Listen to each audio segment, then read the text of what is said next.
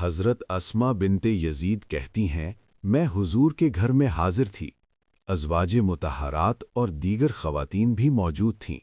دجال کا تذکرہ چھڑا تو اللہ کے محبوب محمد صلی اللہ علیہ وسلم نے فرمایا، دجال آئے گا تو اس کے آنے سے پہلے جو 3 سال ہوں گے ان کی حضور نے حالت بیان کی۔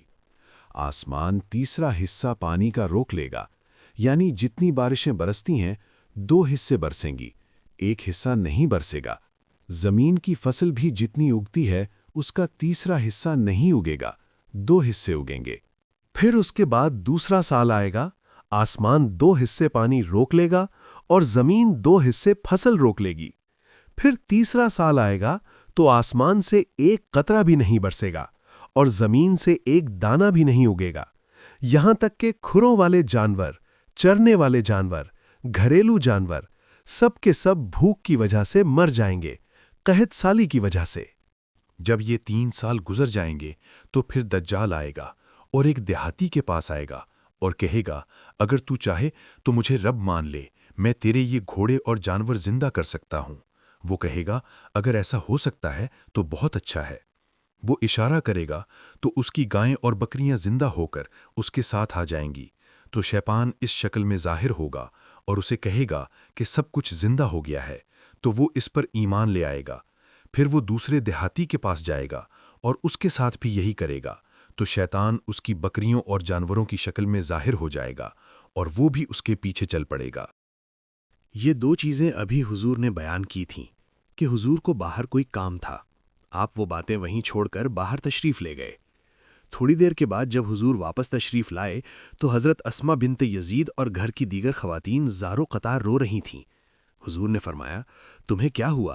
کیوں رو رہی ہو؟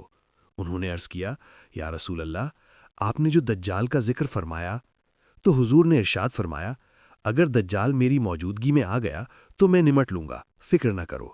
اور پھر آپ نے فرمایا، اگر میرے بعد آئے تو ہر مومن کا اللہ حاکم و محافظ ہے، یعنی اللہ ہر مومن کی حفاظت فرمائے گا۔ حضرت اسما بنت یزید نے عرض کیا، یا رسول اللہ، آج بھوک برداشت کرنا ہمارے لیے بہت مشکل ہے، تو لوگ بھوک پر ایمان کیوں نہیں بچائیں گے؟ آج جب کہ آپ ہمارے سامنے ہیں تو بھوک ہمیں بے چین کر دیتی ہے، تو جب صدیوں کے بعد خوشحالی آ جائے گی اور دجال یہ آزمائش لے کر آئے گا تو اس وقت مسلمانوں کا کیا حال ہوگا؟ جب اتنے فاقے ہو جائیں گے 3 سال میں، جب کھانے کو کچھ نہ ملے گا، پھر کیا بنے گا؟ تو اللہ کے محبوب نے فرمایا، ان کو وہی خوراک کفایت کرے گی جو آسمان والوں کو کفایت کرتی ہے۔ تو یہ ہم تمہارے لیے کیا ہے؟ وہ کون سی غذا ہے جس کے بدلے انہیں غذا دی جائے گی؟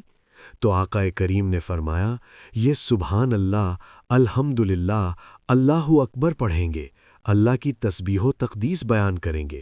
جو فرشتے اللہ کی تسبیح و تقدیس پڑھتے ہیں، یہی ان کی خوراک بن جائے گی اور ان کی بھوک مٹتی چلی جائے گی۔ مسند احمد بن حنبل، سنن ابن ماجہ۔ ویڈیو پسند آئے تو لائک کریں، شیئر کریں اور چینل کو ضرور سبسکرائب کریں۔ جزاک اللہ خیر۔